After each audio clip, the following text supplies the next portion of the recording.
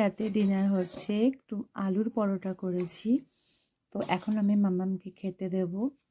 তো দেখতেই পাচ্ছ ধনেপাতা পেঁয়াজ সব রকম দিয়ে করেছি।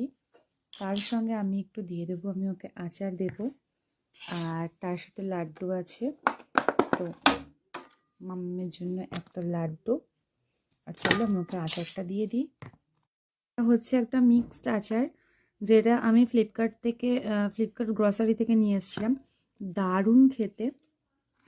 তো চলো, এই হচ্ছে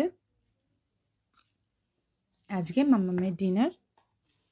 তো চলো ওর মুখেই শোনা যাক যে ওর কেমন লাগছে খেতে, একটু আচার লাগিয়ে।